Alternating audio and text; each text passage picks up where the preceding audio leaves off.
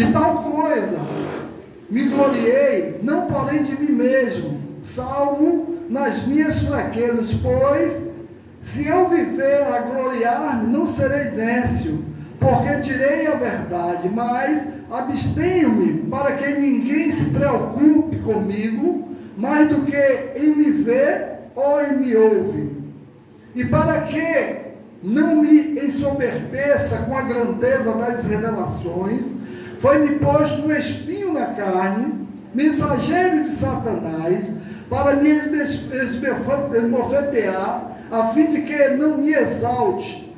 Por causa disso, 3 vezes pedi ao Senhor que o afaste de mim. Então ele me disse: a minha graça te basta, porque o poder se aperfeiçoa na fraqueza. De boa vontade, pois, mas me gloriarei na fraqueza, para que sobre mim repouse o poder de Cristo, pelo que sinto prazer nas fraquezas, nas injustiças, nas injúrias, nas necessidades, nas perseguições, nas angústias, por amor de Cristo, porque quando sou fraco, então é que sou forte. Amém, queridos? Lições do espinho na carne. Meus queridos, aqui está um texto bíblico, um tanto quanto misterioso, né? Um texto aonde ninguém tem a revelação real do que Paulo estava querendo dizer, se faz suposições. O apóstolo Paulo está falando de uma experiência que teve. Quando ele conta a experiência dele, foi algo que aconteceu 14 anos atrás, né? 14 anos. Então, troque para mim, por favor. Repare que no versículo 2, ele menciona esse detalhe onde ele diz: conheço um homem em Cristo que há 14 anos foi arrebatado até o 3º céu. Então Paulo conta, né, aqui a experiência de um arrebatamento, aonde ele não tem certeza se foi em espírito ou se foi em carne, se o corpo dele subiu ou se só foi o espírito. Então, uma experiência sobrenatural que uma pessoa poderia ter, uma das maiores experiências que alguém poderia ter. Eu queria dizer, queridos irmãos, que Paulo conta que ele foi levado ao mais alto céu, ele foi ao 3º céu, né? Então, meus queridos irmãos, essa expressão 3º céu, ela é muito interessante, sugere que temos o 1º céu, sugere o 2º, né? Porque Paulo ele diz que ele foi ao 3º, então a quantidade de céu que existe é uma especulação teológica muito antiga. Existem várias suposições de quantidade de céu. Então, documentos extrabíblicos, eles falam a respeito disso. Então, livros apócrifos como o de Enoque, nos fala que existem 10 céus.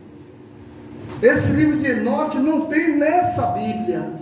Tem uma Bíblia que eu tenho, a Bíblia de Jerusalém, porque a Bíblia de Jerusalém tem os livros apócrifos, os livros que não foram canonizados. E nesse livro de Enoque fala sobre até o 10º céu. Então, tem um livro esotérico chamado Zoar.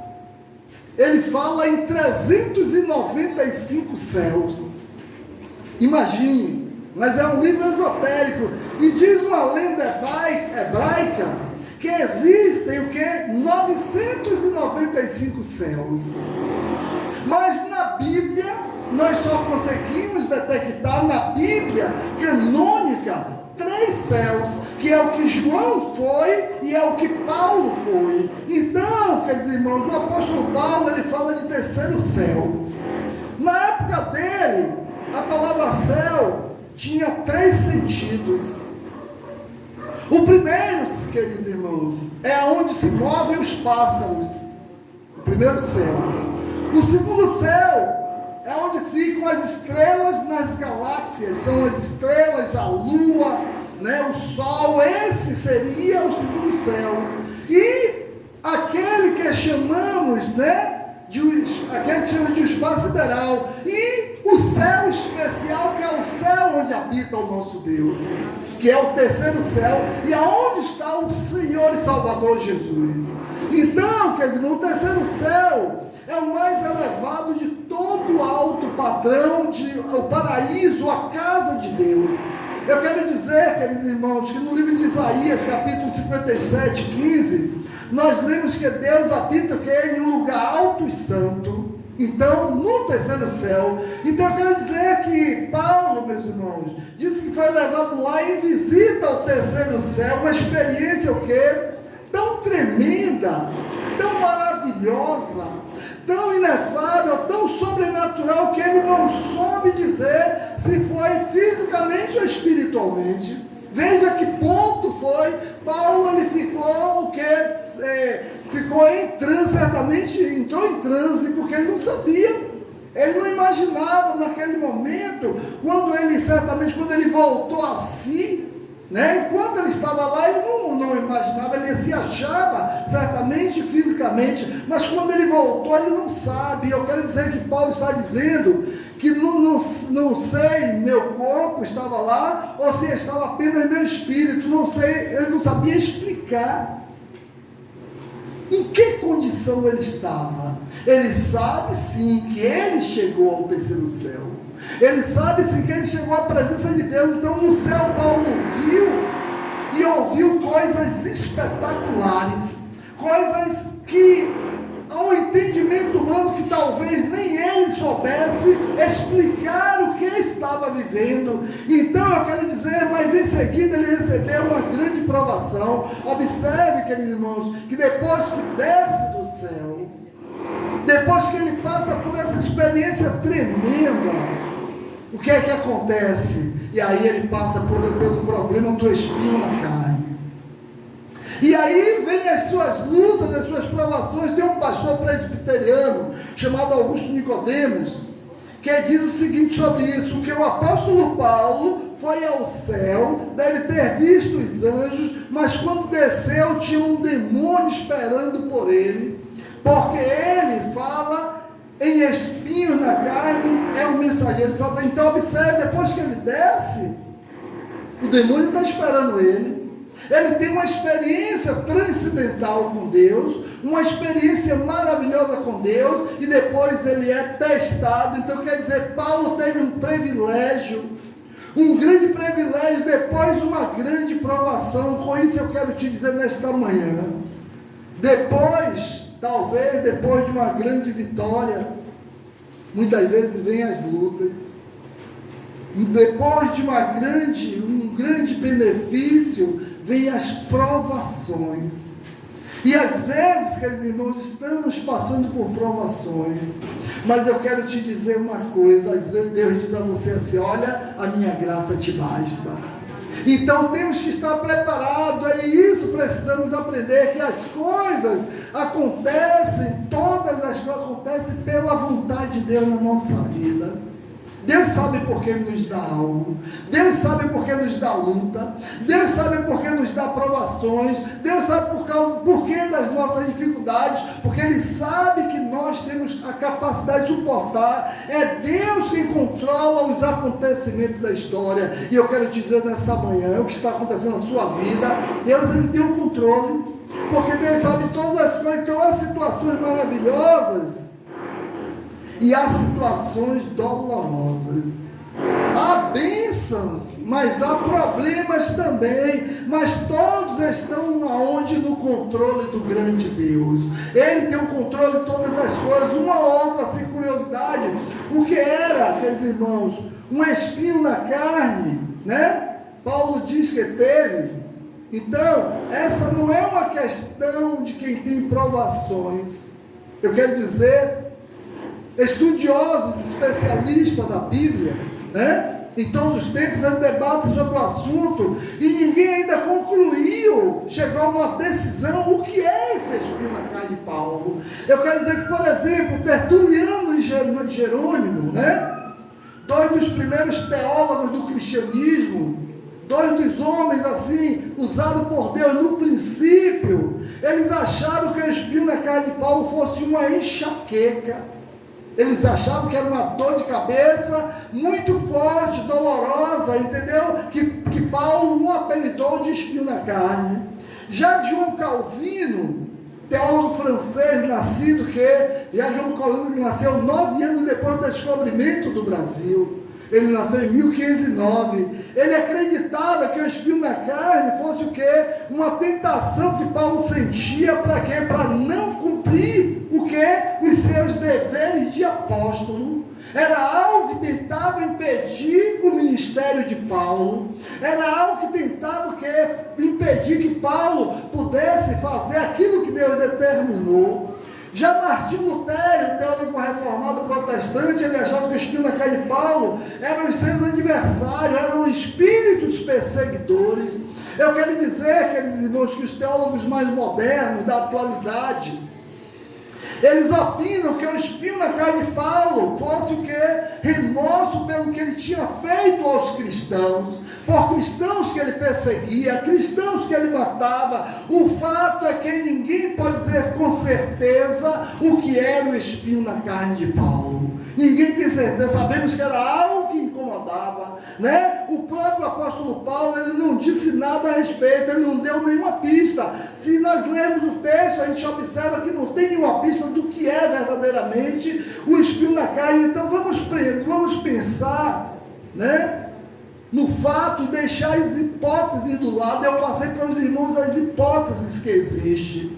Então tem 3 coisas que podemos com certeza, ter certeza sobre o espinho na carne de Paulo. 3 coisas que eu tenho certeza quando eu leio esse texto. A primeira é que foi permitida por quem? Por Deus.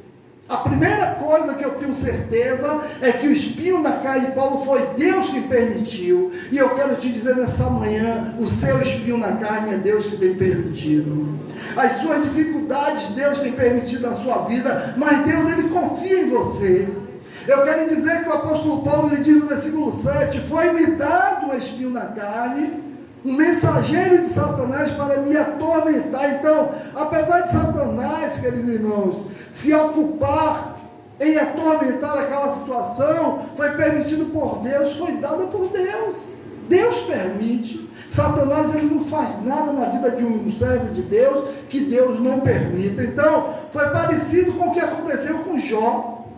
Observe Jó, Satanás foi lá e Deus permite. Satanás foi lá e Deus permitiu também o espinho na carne de Paulo. Satanás também vai lá e Deus permite os nossos espinhos na carne, porque o diabo, ele não tem poder sobre as nossas vidas.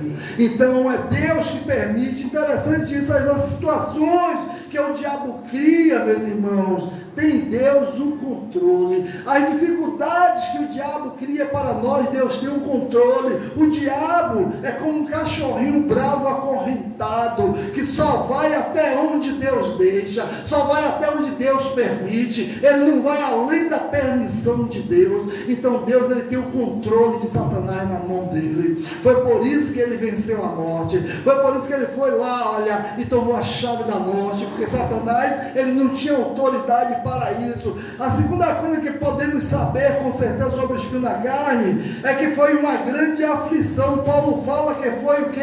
Atormentado. Então a segunda coisa que eu sei é que foi porque uma grande, queridos irmãos, uma grande atormentação na vida de Paulo. Então, aflição, Paulo ficou aflito com aquilo, era algo que tirava a paz de Paulo. O espinho na carne tirava Paulo de sua paz. Então, quer dizer, não foi uma coisa que perturbava em pouco, mas que lhe incomodava muito, que tirava a paz de Paulo. E tem coisas, meus irmãos, que nos incomoda, tem coisas que tiram a nossa paz, mas Deus, ele que permite, né? O espinho na carne, querido irmão, foi tão atormentador, que incomodava Paulo, né? Que levou Paulo a fazer, Paulo não orou 3 vezes, Paulo fez 3 grandes períodos de oração.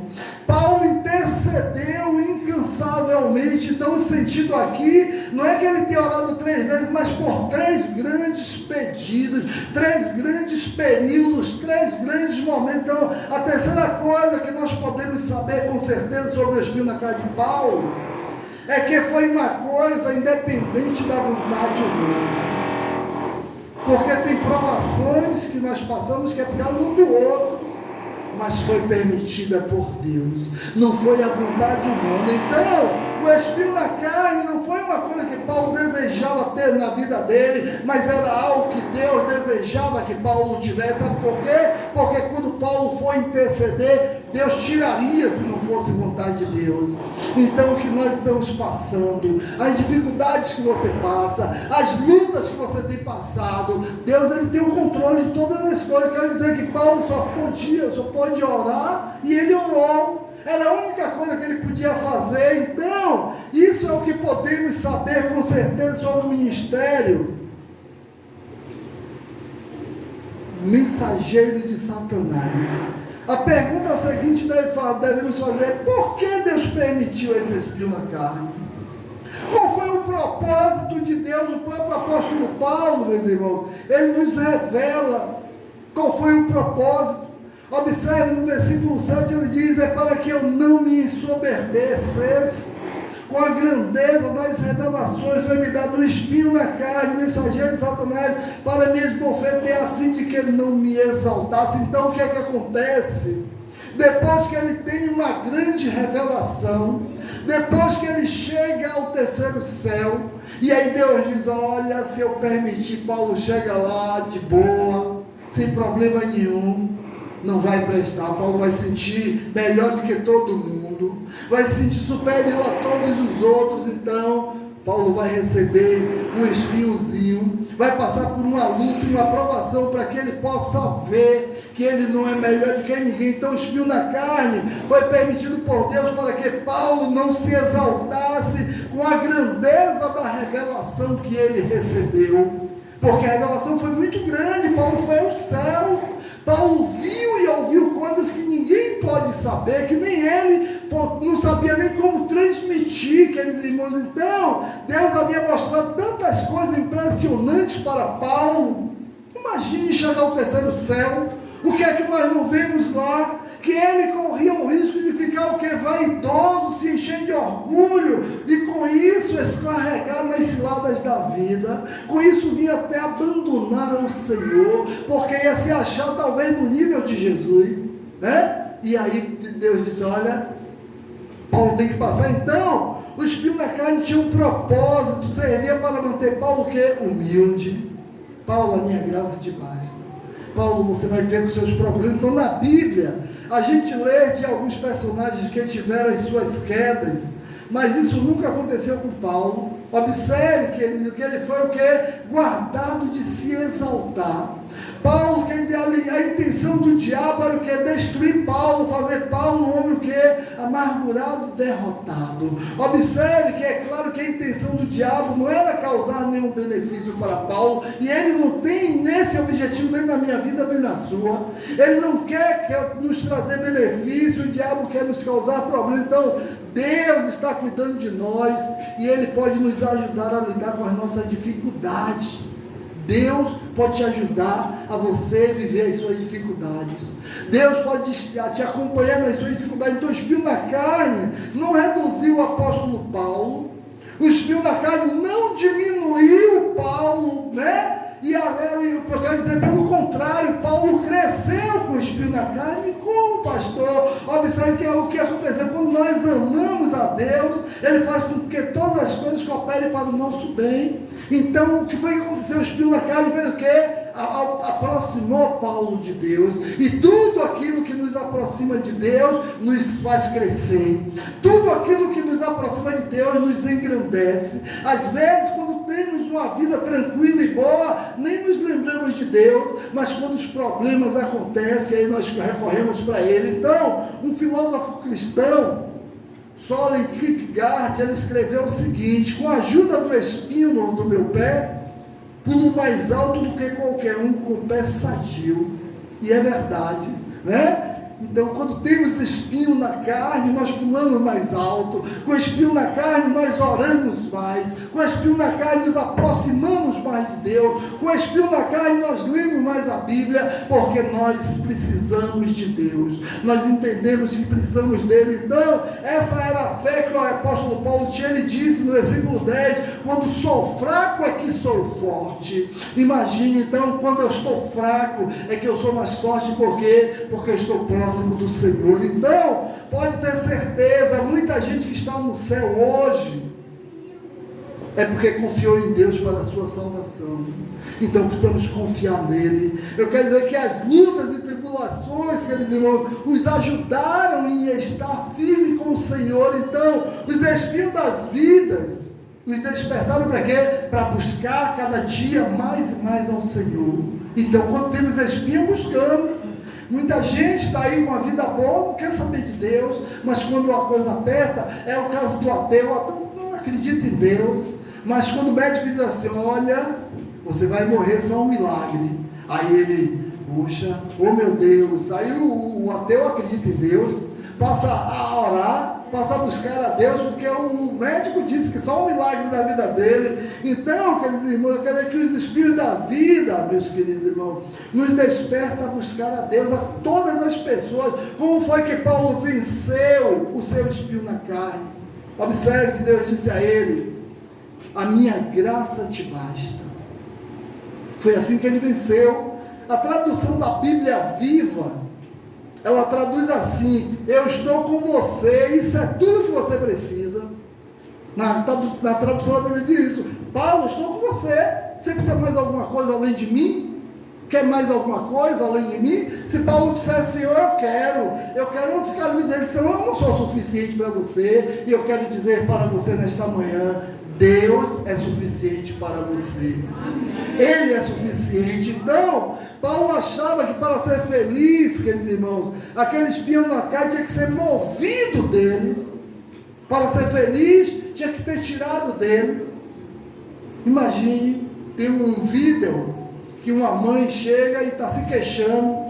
Ah, esse marido meu, que problemão. Ah, essa casa está acabada. Ah, esse emprego, eu trabalho tanto. Aí o menino diz assim, minha mãe, se Deus começasse a tirar tudo que tem te atrapalhado, a senhora hoje não tinha marido, não tinha casa, não tinha emprego, a senhora quer que ele tire isso da senhora? Ela aí para. Então, meus queridos, eu quero te dizer, glorifique a Deus com os seus problemas, glorifique a Deus pelas dificuldades que você tem passado, glorifique pelas lutas. Então, ele diz, a minha graça te basta. Em outras palavras, Paulo, eu estou com você, isso é tudo que você precisa. Paulo, estou ao teu lado. Ele diz a você que está aqui nessa noite, nessa manhã, eu estou com você, isso é tudo que você precisa, é tudo que basta para você, a minha presença. Então, e sabe de uma coisa impressionante nessa história? Paulo confiou no que Deus disse. Observe que muitas vezes, quando nós é que estamos atravessando nossas lutas, se Deus chegar e nos falar assim, estou passando minhas lutas, Edson, a minha graça te basta, Edson. Será que eu vou dizer sim, Senhor? Deus, eu vou caminhar com isso, mas eu quero que Deus tire. E a gente precisa entender, meus irmãos, que aquilo que estamos passando é Deus que permite.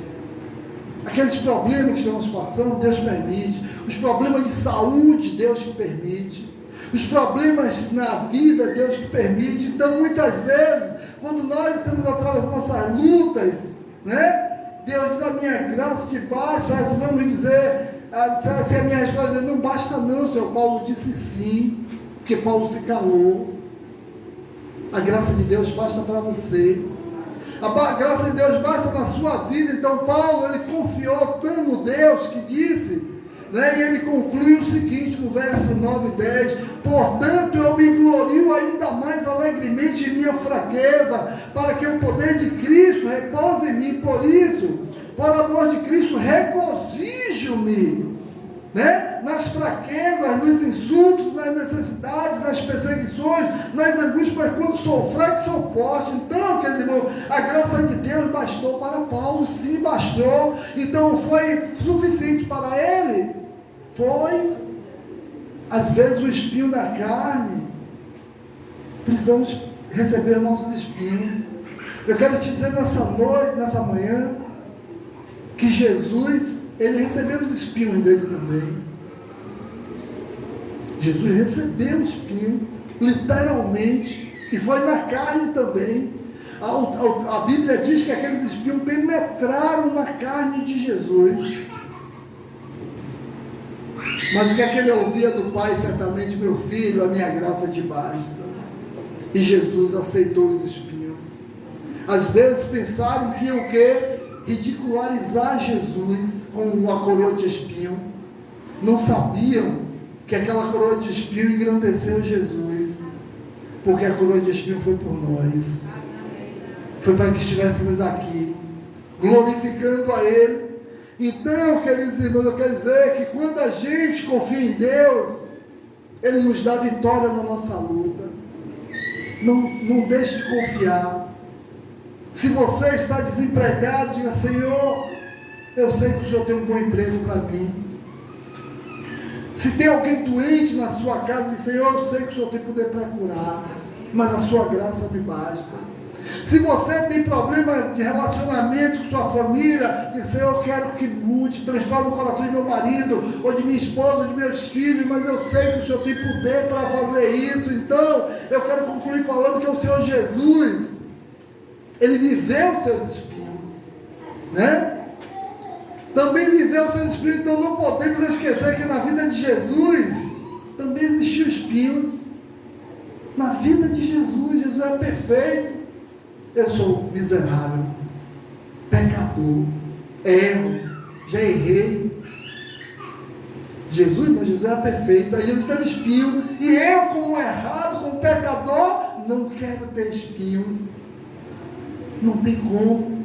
Os espinhos fazem parte da vida. Então, a coroa que foi colocada sobre a cabeça de Jesus por ocasião da crucificação, meus irmãos, foi feita de espinhos. A ideia dos perseguidores era o que? Envergonhar Jesus, porque Jesus disse que era rei, né? E o rei usa uma coroa de ouro, né? Com pedras. Eles aí fizeram uma coroa de espinho. Aquilo ali foi uma forma de envergonhar Jesus, então ridicularizar. Então teceram uma coroa de espinhos e afundaram o que é na cabeça dele, uma coroa de espinho. Então foi um tormento maior e mais doloroso do que os espinhos da carne de Paulo. Aquele espinho na cabeça de Jesus é um tormento maior do que o seu espinho, do que o meu, do que o nosso espinho, né? O espinho de Paulo foi um espinho só dele. E o espinho na cabeça de Jesus era para mim e para você. Era eu que tinha que receber aquela coroa de espinho. Jesus recebeu injustamente. Como eu falei, ele era perfeito. Então, mas a coroa de espinho que Jesus carregou não diminuiu Jesus diante dos nossos olhos. Sabe por quê? Porque pelo contrário fez com que nós amássemos Ele ainda mais, porque era minha e Ele recebeu em meu lugar. É como se eu tivesse que ir preso e Jesus diz: não, me prenda no lugar dele. É como se eu tivesse que morrer. Era como se tivesse, não, e era isso mesmo. E Jesus diz: não, eu morro no lugar de Edson, eu morro no lugar de cada Jesus, morreu no seu lugar. O espinho de Jesus é pior do que o nosso, né? Então, queridos irmãos, eu quero dizer, queridos irmãos, aquela coroa de espinho, né? Ele recebeu por amor. Então, a intenção dos inimigos com aquela coroa de espinho era envergonhar Jesus, era ridicularizar ele. Você é rei, faz uma coroa para ele aí, traz a coroa para esse rei.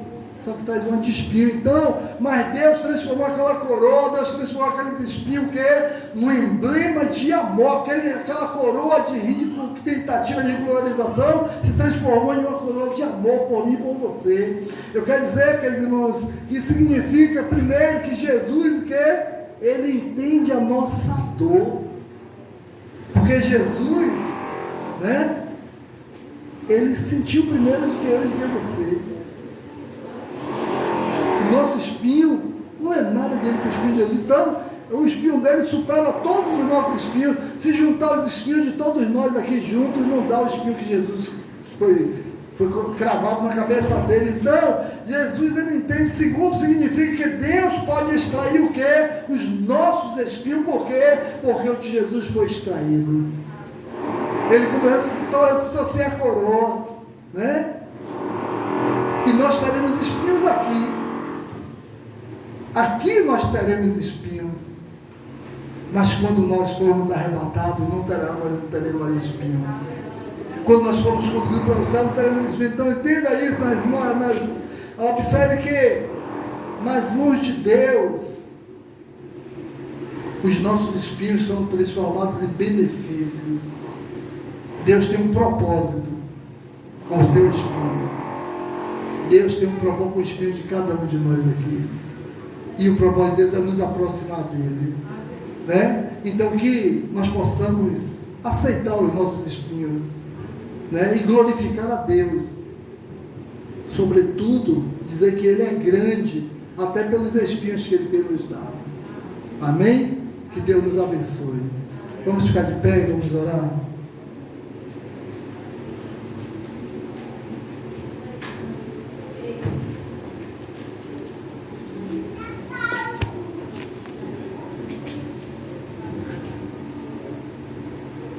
Amém? Oremos. Santo, santo, santo é o teu nome, Senhor. Nesta hora, Deus, nós estamos aqui, Pai, para te agradecer, Deus, por tudo que o Senhor tem feito nas nossas vidas, Senhor. Obrigado, Deus, pelas dificuldades.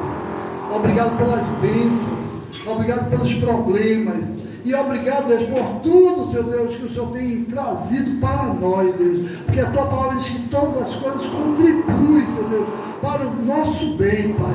E eu sei, Senhor Deus, que o Senhor tem nos abençoado, Deus, sobremaneira, Deus.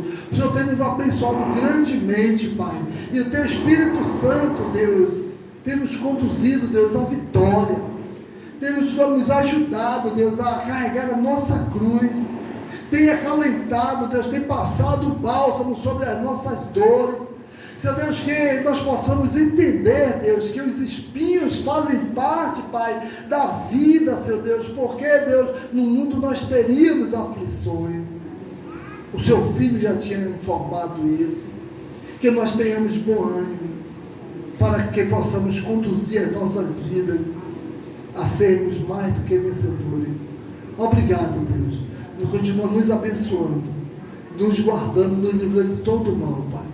Conduz os Seus filhos aos seus lares, para que eles sejam, Deus, aquilo que o Senhor espera, cada um de nós possamos alcançar, Deus, o seu propósito nas nossas vidas, Deus. Te oramos agradecidos em nome de Jesus.